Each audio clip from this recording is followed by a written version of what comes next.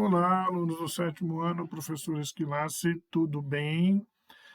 A gente vai dar continuidade, então, àquele assunto que a gente tratou na aula passada. A gente viu uma ideia geral sobre forças, já fizemos uma atividade, fizemos a correção, e agora a gente vai dar continuidade ao assunto. Nós vamos falar um pouco mais sobre trabalho, tá? Esse aqui é mais curtinho, tem uma atividade no final, que dá para fazer tranquilamente, você só precisa ter lido o texto, a gente vai ler junto o texto agora.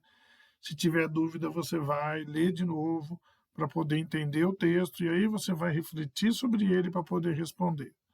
Tá ok? Então, você fez a atividade, sempre lembrando, faz a atividade no caderno, tira foto, envia para mim aqui via GSA, o Google Sala de Aula, ou pode enviar pelo e-mail, que está o e-mail aqui, tá? Para eu saber que você está fazendo e está entendendo, tá? E outra coisa, se você nessa página do YouTube que você está assistindo esse vídeo, você pode se inscrever nessa minha conta, né, do professor Esquilar Ciências, né? E você pode curtir, dar um positivo para eu saber que você está assistindo, né? E você pode enviar um e-mail também dizendo que você está assistindo, né? Se você já manda o trabalho, eu sei que você assistiu. É uma maneira de eu saber que você assistiu a aula, tá bom? Então é isso. Vamos começar a leitura então. Vamos começar aqui, dando continuidade ao que a gente viu na aula passada sobre forças. Agora vamos ver o que fala sobre trabalho. Então vamos lá. Então, na linguagem habitual, o termo trabalho está associado à ideia de esforço. Quando um atleta, na modalidade de levantamento de peso, ergue um haltere e o mantém sobre a cabeça, há um esforço envolvido para realizar essa atividade, como na foto do lado aí. Do ponto de vista da física, porém, somente enquanto o haltere está em movimento, ou seja, enquanto há deslocamento na mesma direção da força, há então realização de trabalho. Isso porque o conceito físico de trabalho relaciona a força que age sobre um corpo e o seu deslocamento. Uma força aplicada a um corpo realiza trabalho, que no caso é representado pela letra grega chamada de tau, quando provoca variação então em sua posição. Considere uma situação em que então nós temos aí uma brasileira, né, atleta brasileira Luana Oliveira Madeira, que é medalhista do Mundial Júnior de Levantamento de Peso em Taipei, em Taiwan, lá em 2017, essa foto aí, tá? Considere uma situação, aí nas imagens de baixo já, considere uma situação em que uma pessoa aplica uma força para baixo sobre um objeto, como o rapaz está fazendo na A, e não há deslocamento. Nesse caso, não há realização de trabalho. Por quê? Porque não há deslocamento. Ao aplicar uma força para a direita, no caso do B, o peso, a pessoa vai deslocar o objeto na mesma direção, ocorrendo então a realização de trabalho. Por quê? Porque houve deslocamento. Então, revisando as imagens aí, vamos ler o que está embaixo das imagens. Ao empurrar o bloco para baixo, na imagem a pessoa está aplicando força, porém essa força não realiza trabalho porque não há deslocamento. Agora, quando ele empurra o bloco para a direita, que é o B, contudo, ocorre o deslocamento e, portanto, há a realização de trabalho.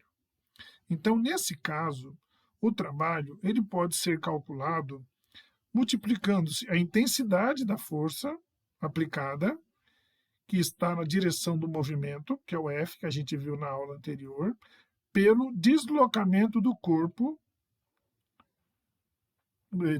pelo deslocamento que o corpo apresenta, ou seja, o delta S, o quanto ele andou. Assim, o trabalho pode ser calculado por meio de uma expressão matemática, que nem essa está aí. Então, o que é o trabalho? É a intensidade da força, lembra que a força a gente tem em newtons, né? E o delta S, que é o deslocamento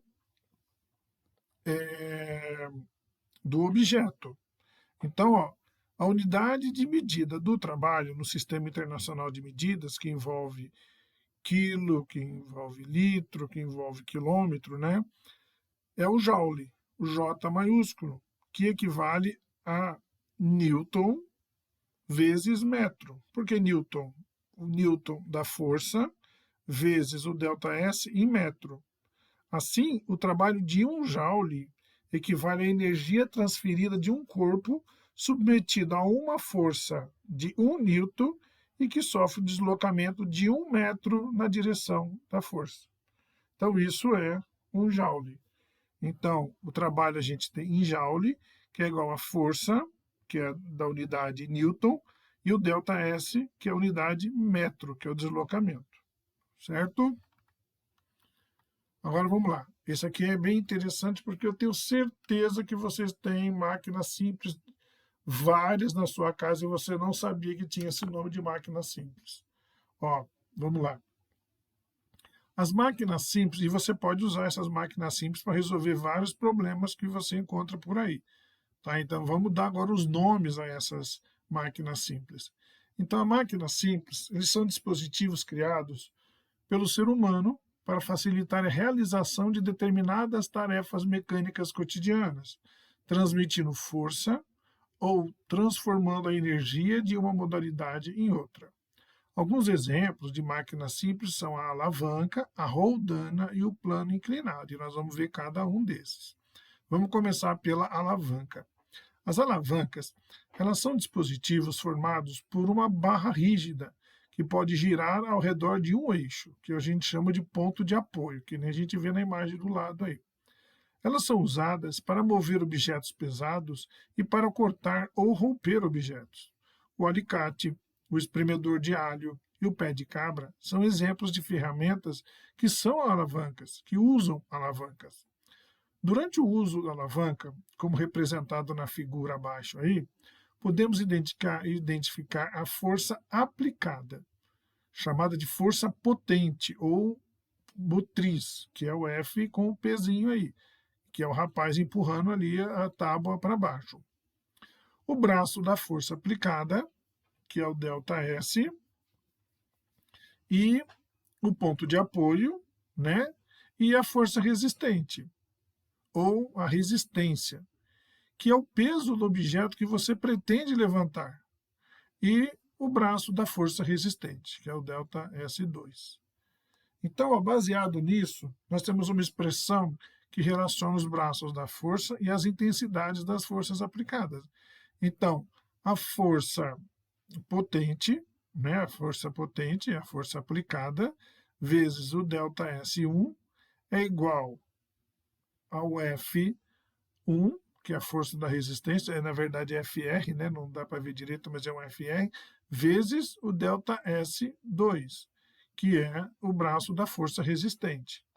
Então, dessa maneira, quanto maior o braço da força aplicada, olha que interessante, quanto maior o braço da força aplicada, que é o ΔS1, menor a força potente necessária para vencer a força resistente.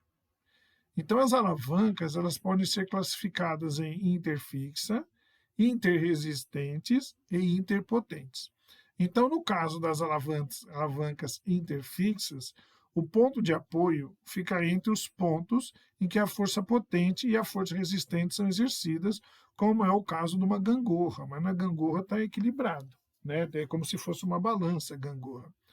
Então, alicates e tesouras também são exemplos de alavancas interfixas, formadas pela associação de duas alavancas.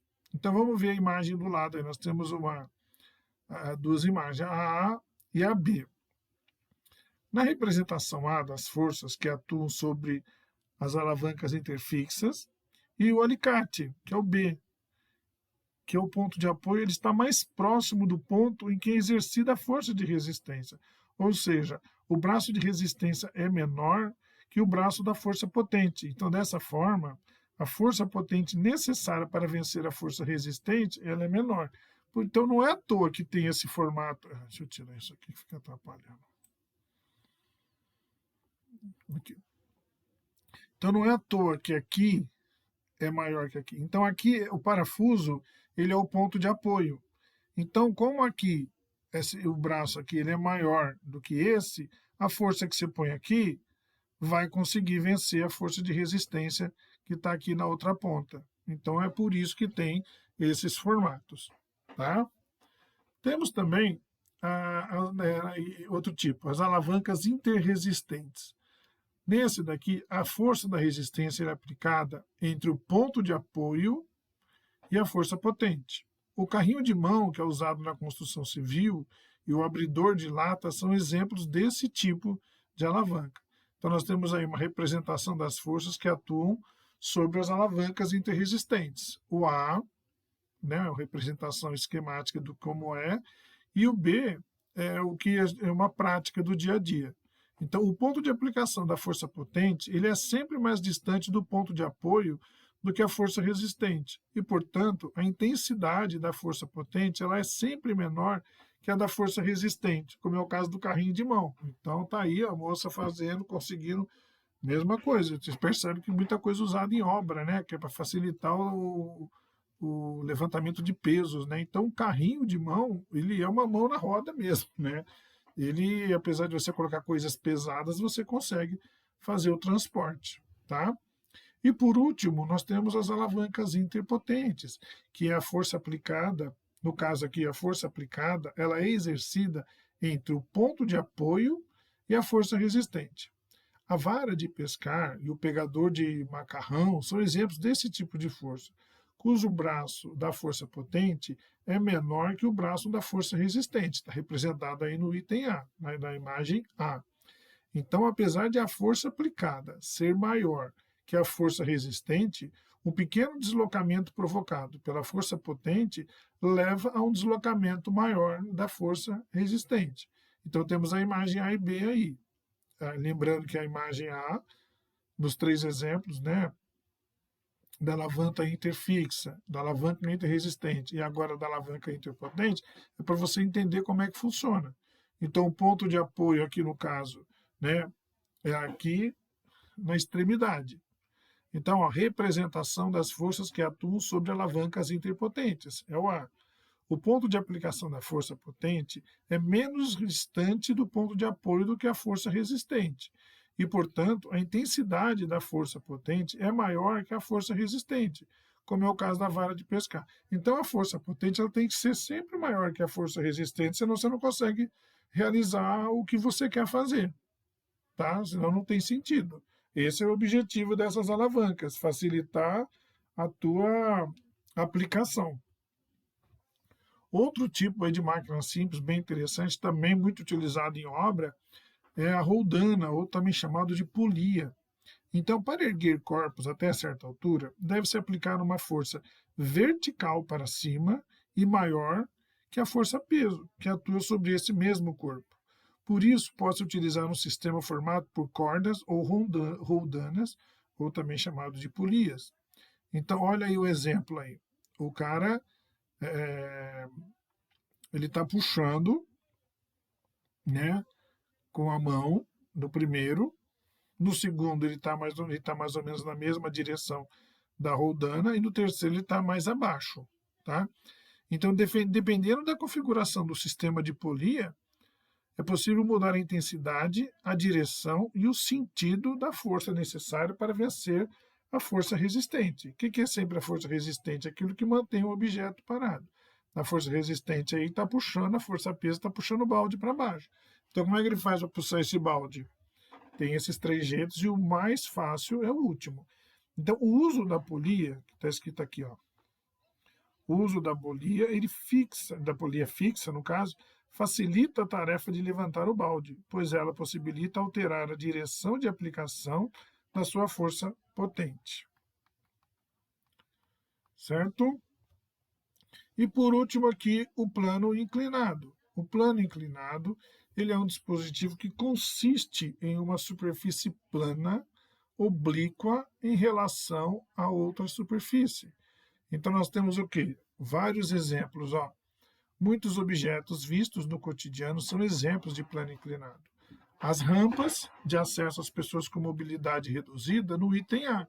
Então é para o cadeirante. O cadeirante ele pega essa rampa, é um plano inclinado, para ele é mais fácil ele chegar. Só que tem que ser um plano inclinado bem feito. Tem uns lugares aí que fazem rampa para deficiente, mas é uma loucura para você conseguir subir porque foi mal feito. não seguiu regras que tem que se manter para facilitar realmente o menor esforço do cadeirante ou de quem estiver empurrando ele, tá? As facas, né, é uma associação de dois planos inclinados, apoiados um no outro pelas bases, no caso aqui da imagem B.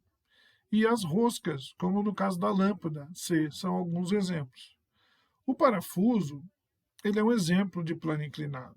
Então, você observa aqui, como o plano inclinado representado pelo papel, que está aqui em vermelho, né? Está em vermelho aqui, enrolado em uma superfície, como no caso um lápis, pode nos ajudar a entender como é que funciona esse caso. Tá? Então, aqui nós temos uma rosca, tá? E o parafuso nada mais é do que uma rosca.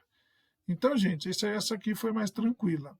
Mas vocês têm as atividades, vocês vão ler, tá? Pode até ler a primeira parte lá da aula anterior, e a partir disso você vai conseguir responder, né, essas questões. Então, lembre-se que vocês precisam voltar no texto anterior, fazer uma revisão, ler esse texto aqui que a gente leu junto hoje, e aí vocês vão poder responder tranquilamente essas perguntas aqui que eu coloquei para vocês. Tá ok? E lembrando que na semana que vem a gente faz a correção desses exercícios. Ok? É isso aí, gente. Até mais. E bom trabalho para vocês. Tá? Tchau.